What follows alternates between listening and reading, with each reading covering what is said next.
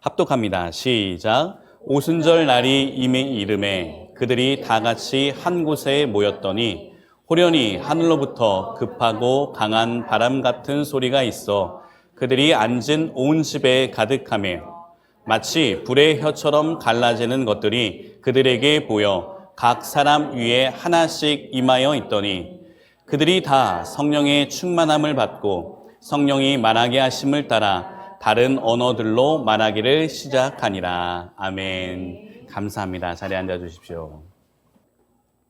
오늘은 미움과 용서 네 번째 시리즈 성령 강림 사건과 사랑이라는 제목으로 함께 은혜를 나누겠습니다. 여러분, 먼저 우리가 읽었던 본문을 한번 이해할 필요가 있을 것 같아요.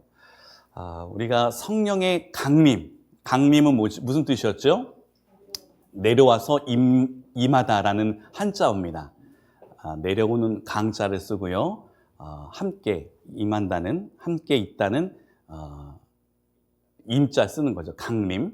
성령 강림은 성령께서 내려오신 사건을 의미해요.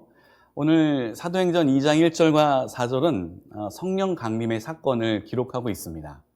예수님께서 부활하시고 승천하실 때에 제자들에게 이렇게 말씀하셨어요. 흩어지지 말고 한 곳에 모여서 간절히 기도할 때에 그 간절히 기도함이 성령께서 임하심을 기대하는 마음으로 기도하라고 그랬어요. 그렇다면 예수님께서는 왜 승천하시고 제자들에게 성령을 기다리며 기도하라고 하셨을까요? 성령이 그들에게 임한다는 게 예수님 편에 봤을 땐 굉장히 중요했기 때문입니다. 주님이 정말 성령이 우리에게 임한다는 것이 중요하기 때문에 너희들은 흩어지지 말고 한 곳에 모여 기도하며 성령을 기다려라, 이렇게 얘기하셨어요. 그래서 그들이 한 곳에 모여서 기도할 때 갑자기 2절 호련히 하늘로부터 급하고 강한 바람 같은 소리가 그들에게 있어 그들이 앉은 온 집에 가득하여. 그러니까 이것은 바람이 아니라 성령께서 오시는 모습을 묘사한 겁니다. 정말 급하고 바람같이 막 이런 소리가 들렸겠죠. 그러면서 그들이 모였던 공동체, 그 장소에 이 성령의 임재하는 소리가 가득했어요. 그러나 3절 이렇게 나와 있습니다. 마치 불의 혀처럼 갈라지는 것들이 그들에게 보여 각 사람 위에 하나씩 임하더니. 그러니까 막 하는 바람 소리가 막 이 공간을 에워싸면서 기도하고 있었던 한 사람 한 사람 위에 성령이 임한 거예요. 근데 여러분, 우리가 오해하는 게 있어요. 성령이 불의 혀처럼 갈라졌다는 이 대목을 가지고 성령이 불같이 임했다라는 표현을 쓰는데 잘못된 표현입니다. 왜냐하면 성령은 불로 임한 게 아니라, 여러분, 이 모닥불 타는 거, 요즘 불멍이 유행이긴 한데 모닥불 타는 거 보면 불끝이 이렇게 슉 이렇게 되는 거 보신 적 있나요? 이렇게 이렇게 끝이 막 이렇게 되잖아요. 그러니까 불의 혀처럼 그렇게 갈라졌다는 것을 묘사한 것이지 성령이 fire, 불로 임했다는 게 아닙니다. 그래서 이 불의 혀같이 갈라지면서 그 끝이 막 갈라지는 그 표현을 쓴 거예요. 오더니 막 갈라져서 각 사람 머리 위에 임한 거예요. 알겠죠? 불이 아니라 성령님이 마치 갈라지는 불의 혀처럼 각 사람에게 나누어서 임하였대요. 그때 성령이 그들에게 임하였을 때 나타난 증상이 4절입니다. 우리 4절을 같이 읽어볼까요? 시작. 그들이 다 성령의 충만함을 받고 성령이 말하게 하심을 따라 다른 언어들로 말하기를 시작하니라. 그 성경에 보니까 15개 지역의 방언들로 이야기하기 시작했어요. 다시 말하면 많은 이방 민족들, 디아스포라들이 모였습니다. 디아스포라라 함은 각기 나라에 흩어져 있는 유대인들을 의미합니다. 우리나라로 표현하면 이민 간 한국 사람들인 거예요. 이민 가 있던 한국 사람들이 각자 있었던 타국에서 하나님께 예배드리러 예루살렘에 모이는 거예요. 그렇다 보니까 미국도 있고 중국에서 온 사람도 있고 일본에서 온 사람도 있고 뭐 인도에서 온 사람, 여러 나라에서 온 사람도 있겠죠. 그런데 이 성령이 임했을 때 그들이 말을 하기 시작하는데, 이 성령을 받은 예수님의 제자들이 말을 하기 시작하는데, 그들은 다 예루살렘에서 태어난 사람들이었기 때문에 이스라엘 말을 했어야 돼요. 근데 그들이 막 말하는데 자기 이민 간 나라의 언어들로 들리기 시작하는 거예요. 미국에서 이민 간 사람이 그 절기를 지켜서 오면 영어로 들리는 거죠. 여러분들 지금 성령이 임해가지고 말하기를 시작하는데 저기 미국에서 온 사람이 이 사람들이 영어를 하네. 일본에서 온 사람들은 이 사람들이 일어를 하네. 중국인들이 등극한 중국어를 말하네. 그래서 각기 자기가 알아들을 수 있는 자기 나라 말을 하는 거에 굉장히 놀랐습니다. 아니, 한 번도 외국어를 배워본 적이 없는 이 무지한 사람들이 방언으로 말하기 시작해요. 다른 언어들로. 여러분, 이것은 우리가 속히 이야기하는 방언과 다른 나라 말입니다. 너무 신기한 거죠. 그런데 그거보다 더 신기했던 건 뭐냐면 그들이 다 하나의 공통된 주제로 말하기 시작했어요. 4절 보세요. 성령의 충만함을 받은 거예요. 성령의 충만함을 받고 성령이 말하게 하심. 그러니까 그들이 말한 게 아니라 성령께서 그들의 입술을 통해 말하게 하신 게 있는데, 여러분이 성경을 찾으셨다면 11절에 보시면 사도행전 2장 11절에 보면 하나님의 큰 일을 말하더라 이렇게 표현되어 있어요. 맞나요? 그럼 하나님의 큰 일을 이들이 성령을 받고 성령에 의해서 하나님의 큰 일을 말하는데, 여러분 그렇다면 하나님의 큰 일은 무엇일까요? 그들이 말한 것이 하나님의 큰 일인데 하나님의 큰 일은 무엇일까요? 바로 구원의 계획입니다. 우리 죄인된 인간들을 구원하시기로 한 그 사역, 그 일이 하나님의 큰 일이에요. 그렇다면 우리를 구원하시기로 한 하나님의 큰 일은 요약하면 뭐죠? 예수 그리스도의 죽음과 부활하심이에요. 주님께서 우리를 위해 죽으셨고 다시 사심으로 말미암아 우리도 주님과 같이 다시 살아 천국에 갈 수 있다. 주님을 믿음으로 천국에 갈 수 있다는 이 놀라운 복음의 기쁜 소식을 그들이 말하기 시작하는 거예요. 집중하세요, 여러분. 성령의 충만함을 받고 우리가 오늘날 이야기하는 방언의 역사가 터진 게 아니라 성령의 충만함을 받고 하나님의 그 복음의 기쁜 소식을 말하기 시작하는 거예요.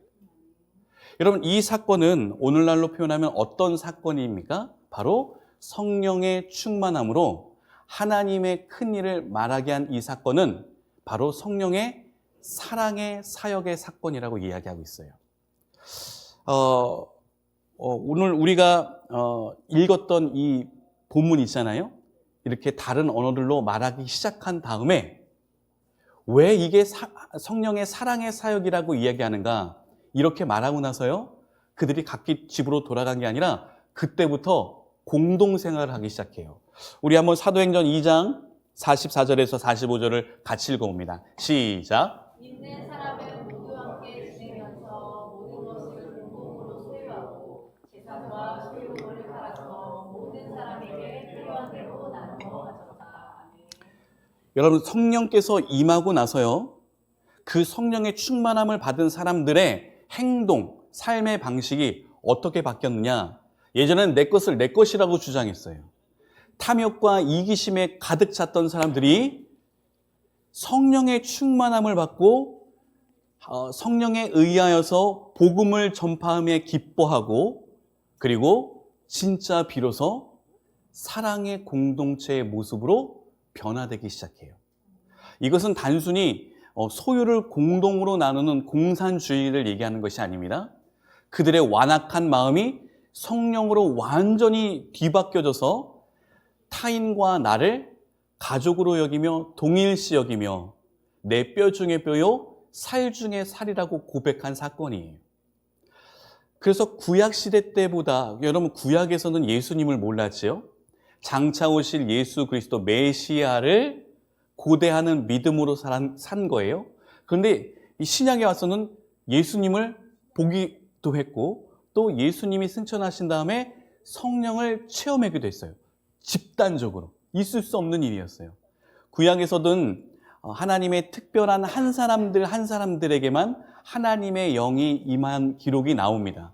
그러나 이렇게 집단적으로 모든 사람에게 성령이 임하는 것은 구약에 찾아볼 수 없어요. 그래서 중요한 게 뭔지 아십니까, 여러분? 오늘날 교회가 구약의 그 어떤 하나님의 선택받은 민족보다 더 값지고 귀한 거예요. 교회가 그렇다고요. 우리가 지금 아무것도 아닌 것처럼 우리 교회 여기고 있죠? 아닙니다. 교회는요, 구약의 그 기라성 같은 믿음의 공동체도 체험하지 못한 놀라운 성령의 충만함, 즉 다시 말하면 놀라운 하나님의 사랑을 경험케 되었어요. 교회가. 여러분, 그만큼 교회가 특별한 존재입니다. 하나님이 교회를 특별히 사랑하셔서 우리 교회 공동체에 하나님의 성령을 충만하게 부어준 거예요. 그래서 이 사도행전 44절과 45절의 내용을 집약하면 그들이 하나님의 충만한 아가파의 사랑을 받고 그 사랑을 이웃들에게 나눠주는 사랑을 실천했다는 모습이에요. 여러분, 아가페의 사랑은 하나님이 우리를 사랑해 주신 사랑을 아가페 사랑이라고 하고요. 우리 인간이 그 아가페 사랑을 힘입고 그 놀라운 사랑을 체험하여 이웃들을 사랑하는 사랑을 까리타스라고 얘기했습니다. 카리타스. 그래서 이 까리타스의 삶을 살아냈다는 표현이에요. 자, 그렇다면 주님께서는 왜 그들에게 이런 놀라운 사랑을 부어주셨을까요? 우리 한번 성경을 찾아볼까요? 마태복음 9장 35절과 36절을 같이 읽어봅니다. 시작. 예수께서 모든 도시와 마을에 두루다니사 그들의 땅에서 가르치시며 천국 복음을 전파하시며 모든 병과 모든 악한 것을 고치시니라. 무리를 보시고 불쌍히 여기시니 이는 그들이 목자 없는 양과 같이 고생하며 기진함이라. 아멘. 예수님께서요, 복음을 전하셨어요. 그리고 이 복음을 전하실 때 엄청난 기적들이 일어났습니다. 오병이어의 기적도 있었고요. 귀신 들린 자가 낫고 병든 자가 고침을 받으며 정말 많은 기적과 이적이 나타났어요. 그리고 저 멀리서 예수님이 이렇게 놀라운 기적을 행하신다는 소식을 듣고 약자들이 막 수 없는 약자들이 막 몰려드는 것을 봅니다. 그들의 그 모습을 보면서 불쌍히 여기셨어요. 왜 불쌍히 여기셨을까요? 그들이 목자 없는 양과 같이 고생하며 기진한 모습을 예수님은 보며 한없이 가슴이 아프셨다는 거예요. 여러분, 여기 무리를 보시고 이 보다라는 이 헬라어가요. 헬라어는 두 가지의 보다라는 크게 두 가지 종류가 있어요. 그냥 눈으로 보이는 것들을 보다라고 얘기한 게 있고요. 본질을 꿰뚫는 통찰력으로 보는 보다라는 동사가 있어요. 오늘 예수님이 무리를 보시고는 그냥 쩔뚝거리면서 남루한 차림으로 오는 모습을 눈으로 그냥 가시적으로 1차적으로 보는 것을 본 걸 얘기하는 것이 아니라 그들의 삶과 영혼을 꿰뚫은 통찰력으로 보니 그들이 정말 불쌍한 영혼처럼 보였다는 거예요. 무리를 보시고 불쌍히 여기시니라는 이 구절을 신학적인 한자로 뭐라고 표현합니까? 긍휼이에요. 긍휼의 마음이 확 온 거죠. 긍휼의 마음을 뭐라고 여러분 표현했죠, 우리가요? 어머니가 우는 아이를 보며 느끼는 감정이라고 그랬어요. 우리 이경유 성도님, 로운이가 울 때 어떤 감정이 들죠? 그게 또 울어. 이런 거. 김소원 성도님, 로운이 집어 던지나요, 울면? 그랬던 적 있다고 그랬나요? 침대로 집어 던진 적. 그렇지 않죠. 아이가 울면요, 그 아이가 만약에 아파서 운다고 생각해 보세요. 아파서 우는 아이의 모습을 볼 때 부모의 심정이 어떨까요? 그런 심정으로 보신 거예요. 근데 여러분, 이 불쌍히 여기다라는 이 표현은요, 원래 직역하면요, 이 창자 깊은 곳에 감동을 느끼다라는 뜻입니다. 헬라어 원문을 직역하면 예수님이 무리를 통찰력을 갖고 보시니 창자 깊은 곳까지 감동하셨더라, 이런 거예요. 이것을 오늘날의 말의 표현으로 등가 번역을 하면 이런 표현입니다. 등가 번역. 오늘날의 사고와 문화와 언어로 번역하면 이런 거예요. 정말 그 팔레스타인 지역의 사람들은 그들의 영혼이 창자에 있다고 생각했어요. 영혼의 위치가 창자.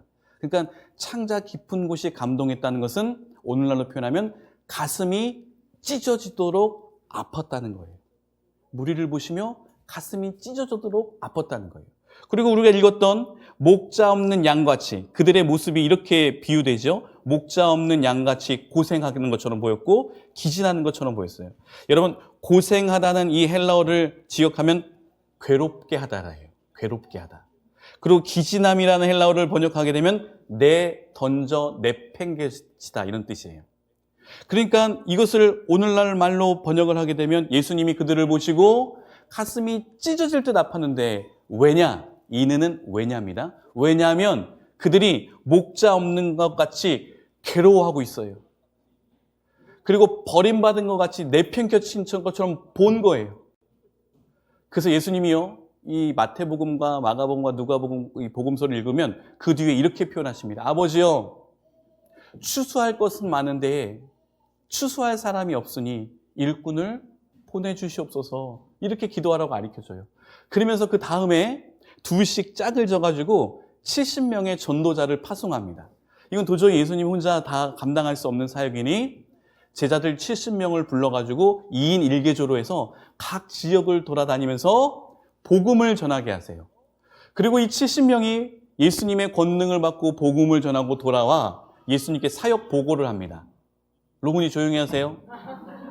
네? 사역 보고를 합니다. 여러분, 우리가 어디 뭐 행사 마치면은 결산 보고하듯이 이 제자들도 70명이 예수님께 와서 보고하는 거예요. 자, 볼까요? 누가복음 10장 17절과 20절 그들의 보고 내용을 읽어봅니다. 시작. 70인이 기뻐하며 돌아와 이르되 주여 주의 이름이면 귀신들도 우리에게 항복하더이다. 그러나 귀신들이 너희에게 항복하는 것으로 기뻐하지 말고 너희 이름이 하늘에 기록된 것으로 기뻐하라 하시니라. 아멘. 70인들이 돌아왔어요. 엄청나게 격양된 모습과 흥분하는 어조로 예수님께 이야기합니다. 와, 주님, 제가 가는 난리가 났습니다. 용현 오동 가서 복음을 전했더니 귀신 들린 자가 고침을 받고요, 병든 자가 나오면서 와, 그 광경 주님이 한번 보셨어야 되는데 주님이 하듯이 저희들도 똑같이 했습니다 하고 막 기뻐하는 거예요. 그때 예수님이 그들 향해서 이렇게 얘기했어요. 얘들아, 그것 때문에 기뻐하지 말고 너의 이름이 하늘에 기록된 것으로 기뻐하라. 여러분, 분명히 제자들이 예수님의 권능을 받고 복음 전파했을 때 성령의 놀라운 기적과 이적이 나타났어요. 그래서 제자들의 한계는 어디까지입니까? 그저 자기가 기적을 행한 이 놀라운 파워풀한 자기 모습에 만족하여 교만에 빠지기 시작했어요. 즉, 제자들은 교만과 영적인 우월감에 사로잡혔고요, 그리고 일시적인 능력에 도취되어 그것이 자기의 영원한 능력치인지 착각하며 흥분했어요. 여러분, 우리가 요즘에 성령의 충만함, 성령의 사역이라고 했을 때 우리는 어디에 도취됩니까? 바람 성령바람 세미나, 성령 대부흥 집회, 이런 슬로건의 많은 집회들에 참여하며 열광하는 사람들의 공통점이 무엇이죠? 바로 성령의 기적과 이적에만 매몰되어 몰두하여 흥분해요. 와, 나 이렇게 됐어, 나 방언했어, 나 입신했어. 주님이 무엇 때문에 우리가 기뻐해야 된다고 얘기하죠? 우리가 구원받은 것 때문에, 그 성령의 능력으로 말미암아 구원받은 것 때문에 기뻐하래요. 다시 말하면 이 너의 이름이 하늘에 기록된 것으로 기뻐하라는 것은 주님께서 우리를 구원해 주신 거잖아요. 은혜에 기뻐하라는 뜻이에요. 하나님의 값없는 그 사랑, 죄인도 용서하시며 죄인을 위해 죽었던 그 값진 하나님의 사랑으로 기뻐해야 되는데, 많은 대다수의 사람들이 성령의 1차원적인 사역적인 사역, 성령의 사역은 나타나는 사역들은 기적과 이적이잖아요. 그런데 그것으로 기뻐하는 게 아니라 우리는 성령의 본질적 사역을 꿰뚫어야 돼요. 그것이 무엇이냐? 사랑이에요. 그래서 여러분, 이제 우리 한빛교회는 정리하겠습니다. 성령의 충만함, 성령의 기적적인 능력은 무엇입니까? 바로 죄인도 원수도 사랑하는 놀라운 하나님의 값없는 사랑이 나로 인하여 구현되는 거예요. 이게 기적 중에 기적임을 믿으시길 바랍니다. 여러분, 성령이 임했더니 방언을 해요. 뭐 쓰러져요. 이거는 오늘 제가 제 목사직을 걸고 얘기하는데 절대 속지 마십시오, 여러분. 많은 대다수의 성령 집회 사역자들이요, 성령의 본질적인 사역을 집중하는 게 아니라 영적인 교만과 은사 우월주의에 빠지게 돼요. 제가 모 교회를 사역자로 섬겼을 때 그때 정말 기라성같이 뜨는 라이징 스타 강사가 왔습니다. 이분이 성령 사역을 하시는 분인데 자신의 사역을 소개한다는 영상을 집회 전에 띄워주셨어요. 3분에서 5분짜리 영상이었는데 자기가 성령의 충만한 능력을 집회 때마다 발휘한다는 영상의 주된 포인트는 무엇이었냐? 쓰러뜨리는 거였어요. 자, 여러분 앞으로 나오십시오. 오늘 막 기도했더니 막 뒤로 쓰러지는 거예요. 막 20신이 들려가지고 막 광기를 일으키는 거예요. 성령에 대한 영적 무지가 낳은 한국의 폐해입니다. 다시 한번요. 성령에 대한 영적 무지가 낳은 우리 한국교회의 폐해예요. 우리는 그동안 너무 많이 속았어요. 성령은 그저 기적을 행하시는 것. 아니요. 성령은 하나님의 사랑을 뜨겁게 부어주시며 그 뜨거운 사랑으로 이웃사랑을 하라는 놀라운 사역적 본질을 갖고 계세요. 우리는 그것을 기억하며 그것을 사모해야 될 줄로 믿습니다. 여러분, 몇 명이 쓰러지며 몇 명이 방언하는 거, 그것이 성령의 사역일까요? 그러니까 다시 말하면 이 70인들이 돌아와서 주님께 보고했을 때 그들은 여전히 구원의 감격은 없었어요. 자신이 구원받았다는 감격은 잊어버린 채 그저 열광적인 기적에만 매몰되어 있던 거죠. 그래서 우리가 많은 성령 집회를 보면요, 구원받지 않은 모습들이 굉장히 많아요. 오늘부터 우리 한빛교회는 성령의 본질적인 역사인 사랑의 사역에 도취되기를 간절히 소망합니다. 그러면서 사도행전 1장 8절에 주님이 이렇게 명령하셨어요. 같이 읽어볼까요? 시작. 오직 성령이 너에게 임하시면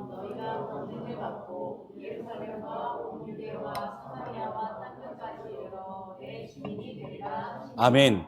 오래전에 이재철 목사님 100주년 기념교회를 단임했던, 지금은 은퇴하셨죠. 이 목사님이 사도행전의 대가시죠.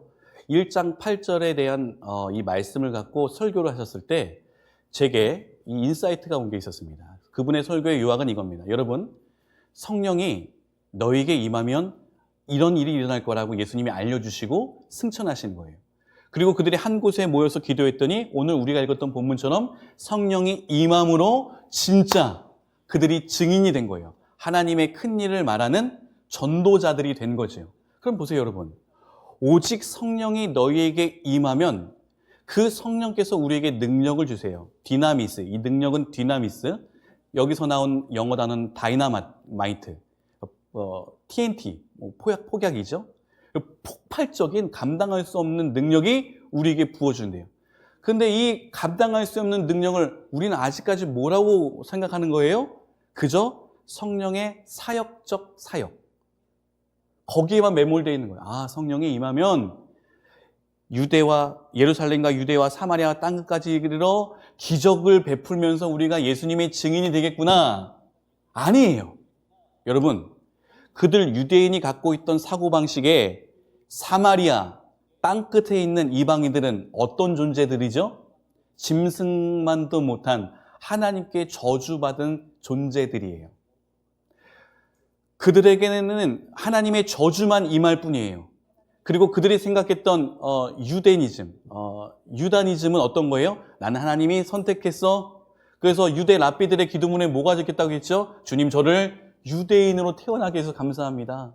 저 쓰레기와 벌레 같은 이방인으로 창조하지 않으심에 감사합니다는 기도 제목이 있어요. 진짜 있어요. 그런 그들이 그런 원수보다도 더 파렴치한 사마리아인들과 땅끝의 이방인들에게 주님의 복음을 전한다는 사실은 뭐예요? 그들을 사랑하겠노라는, 그들을 사랑하겠노라는 성령의 역사에 내가 매몰된다는 뜻이에요. 할렐루야. 그러면 성령의 본질적 사역, 바로 사랑이죠. 성령이 임하게 되면 그 사랑으로 땅끝까지 이르러 너희들이 그렇게 원수라고 생각했던 그 자들에게도 복음을 전하여 너희와 같은 축복인 영혼의 구원을 받을 거라는 거예요. 하나님이 주신 구원은 유대인들에게 전유물이었어요. 우리에게만 주시는 축복이에요. 근데 그 축복이 이방인들, 그 파렴치하고 원수되며 쓰레기 같은 이방인들에게도 축복해 주신다는 게 맨 처음에는 믿어지지가 않았고요. 거부하는 사실이었어요. 여러분, 제가 갖고 있는 가장 값비싼 유산이 저희 아이들에게 국한되는 거 우리 아이들은 바랄 거예요. 그런데 우리 아이들이 정말 싫어하며 절대 사랑받지 말아야 될 대상들에게 제가 죽을 때 유언하는 거죠. 아무개 누구에게 내가 갖고 있는 100억 중에 50억을 주거라. 그랬을 때 저희 아이들이 뭐라고 생각할까요? 아버지가 진짜 제정신이 아니구나. 미쳤다. 말도 안 된다. 그들에게는 이 말씀이 그렇게 들렸어요. 그런데 진짜 성령이 임하니까, 불의 혀와 같이 갈라지는 성령이 그들에게 임하니까 그들이 다 같은 말을 해요. 하나님의 큰 일을 얘기해요. 바로 예수 그리스도를 통한 복음의 기쁜 소식을 전하기 시작해요. 이 기적 중에 기적인 거죠. 그들은 감당할 수 없는 사랑의 크기를 성령을 통해서 그들은 사랑을 실천하기 시작했다는 사실입니다. 그러고 보니까요, 우리가요, 하나님을 사랑하라 라는 성경 구절은 많이 들었어요. 예수님을 사랑하라는 성경 구절 많이 들었어요. 물론 직접적으로 예수님을 사랑하라는 없지만 예수님을 주라는, 퀴리오스라는 헬라어를 써서 주를 사랑하라 이런 표현을 써요. 그러나 성령을 사랑하라는 표현을 쓰지 않습니다. 왜 그럴까요? 성령 자체가 사랑이기 때문에 그래요. 사랑을 사랑하라 이상하잖아요. 그래서 성령을 사모하라는 말은 있어요. 그 사랑을 사모하라. 그리고 각기 다른 세 분의 존재, 성부, 성자, 성령이 한나로의 일체를 이루는 이유는 성령의 교통하심, 즉 성령의 사랑으로 각기 다른 성부와 성자가, 성령이 하나를 이루는 거예요. 이 삼위일체의 근본적인 성령의 사역, 사랑이 교회에게 부어집니다. 그래서 우리 교회가요, 성령의 충만함으로 온전히 하나가 되어 사랑의 공동체가 되기를 주님은 원하신다는 거예요. 우리가 지난 시간부터 계속 하나님이 이 공동체의 사회 가운데 원하시는 게 뭐라 그랬죠? 사랑의 사회였어요.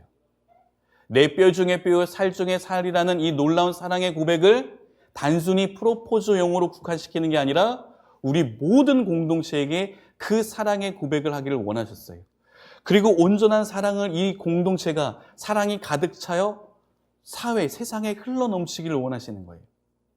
제가 오늘의 이 말씀을요, 대충 써머리해서 오늘 먼저 온 이희원 성도님과 나눴어요.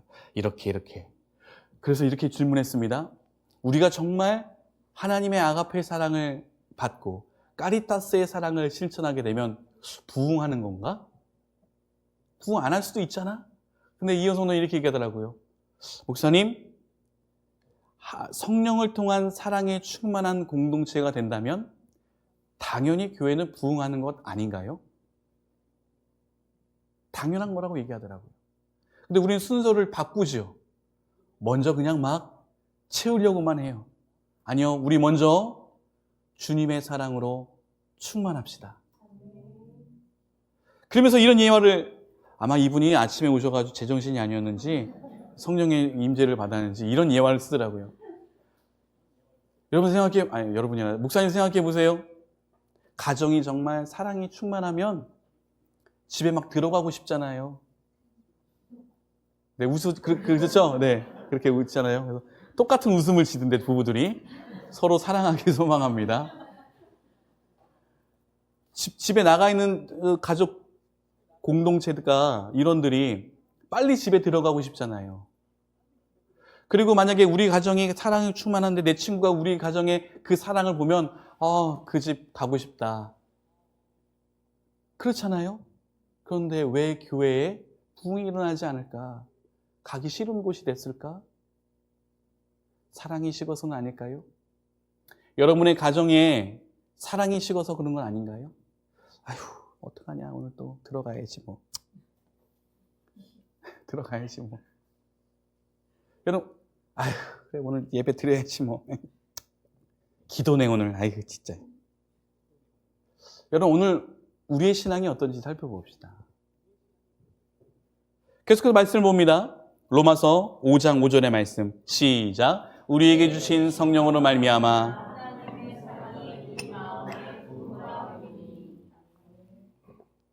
성령이 어떤 역할을 하신다고요? 하나님의 사랑을 우리 마음에 부어주신다는 거예요. 여러분, 제가 지금 추상적인 개념으로 여러분에게 말씀드리는 게 아닙니다. 성경의 근거로 성령의 역사는 하나님의 사랑을 부어주는 거예요. 성령은 하나님의 사랑 자체이기 때문에 그렇습니다. 그래서 갈라디아서 5장 22절과 23절은 이렇게 기록됩니다. 같이 읽습니다. 시작. 오직 성령의 열매는 사랑과 기락과 화평과 오래 참음과 자비와 양성과 충성과 온유와 절제니 이 같은 것을 금지할 법이 없느니라. 아멘. 다시 말하면 이 같은 것을 성경에서 위배됐다고 어느 한 구절도 없느니라, 이런 뜻이에요. 그런데 제가 예전에 이 본문을 갖고 이렇게 말씀드렸어요. 오직 성령의 열매는 몇 가지입니까? 9가지. 근데 오직 성령의 열매는 복수예요, 단수예요? 단수예요. 헬라어도 단수로 되어 있어요. 오직 그래서 성령의 열매는 사랑 하나예요.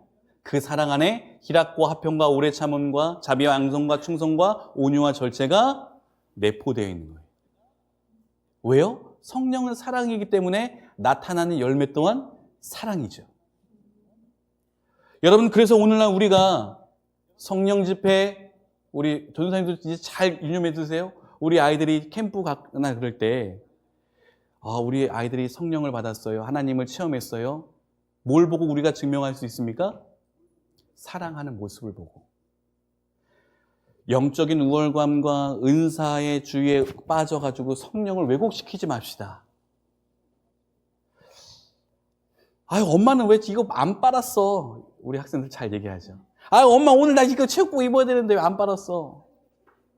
니들이 빨어, 이놈들아. 맨날 반찬이 똑같아. 그 엄마 아빠가 뭐라? 저희는 아빠가 그럼 뭐라 그래요? 아빠가 빨래하는 사람이냐? 아빠가 밥하는 사람이야?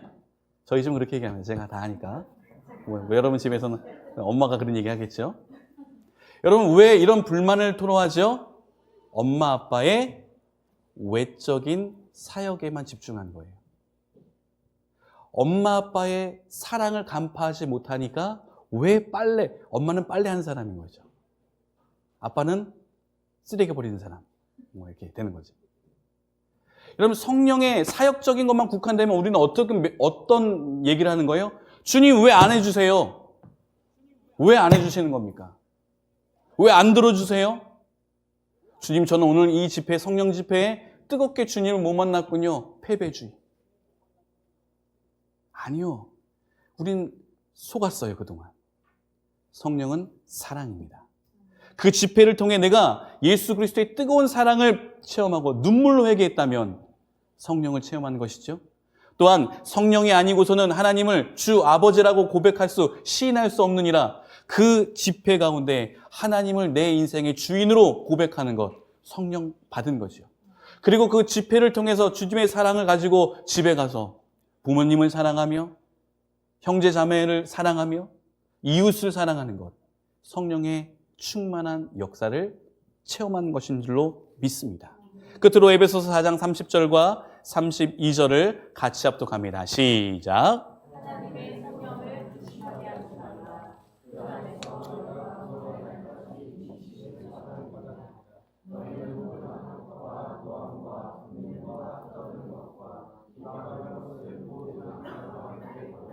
서로 친절하게 하며 불쌍히 여기며 서로 용서하기를 하나님이 그리스도 안에서 너희를 용서하심과 같이 하라. 아멘.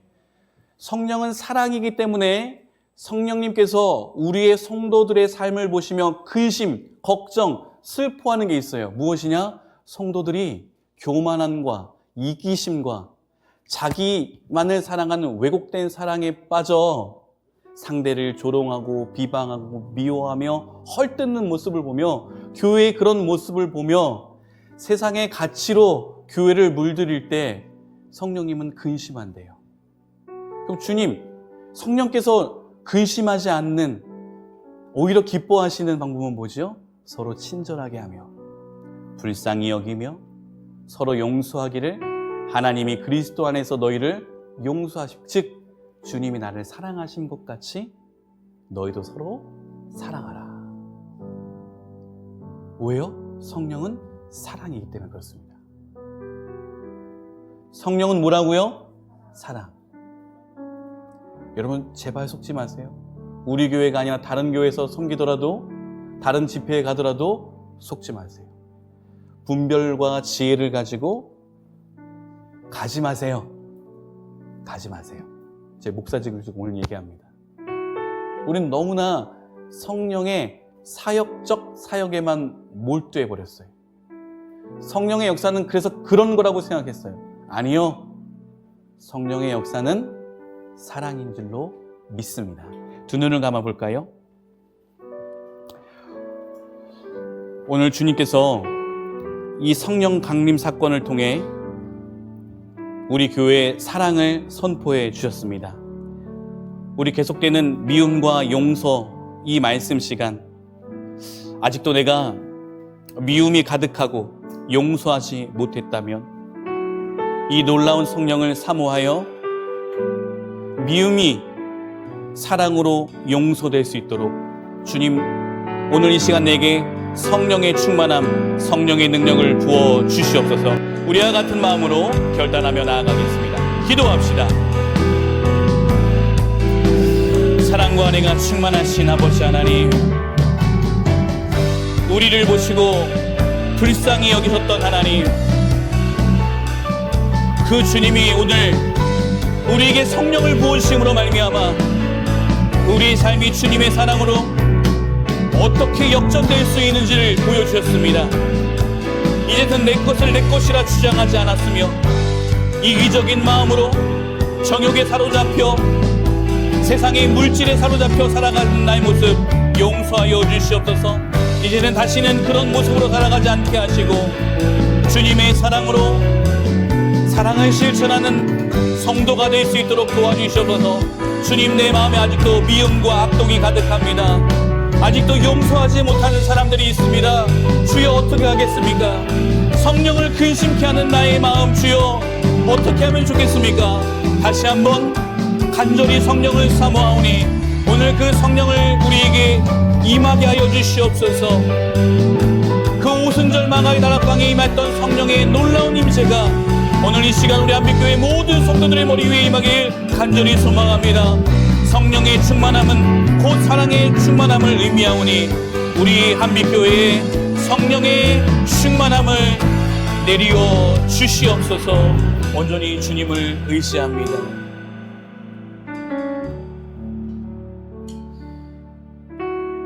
오순절 성령 강림 사건이 예수 그리스도의 제자들에겐 바로 사랑의 충만한 사건임을 기억합니다. 성령의 충만은 곧 사랑의 충만임을 깨달았습니다. 주님, 이제 성령의 충만함이 우리 교회에 임하기를 간절히 소망합니다. 무지한 제자들처럼 귀신이 내어쫓고 기적과 이적이 난무하는 그곳에 매몰되어 기뻐하는 성도들이 아니라 성령의 인도로 말미암아 구원받은 백성임을 기억하고 날마다 은혜에 기뻐하는 성도들 되게 하여 주시옵소서. 나아가 아직도 내가 증오하고 있고 아직도 미워하고 있는 그 대상이 성령님을 통하여서 용서되고 사랑할 수 있도록 도와주시옵소서. 이 모든 말씀 예수님의 이름으로 기도드렸습니다. 아멘.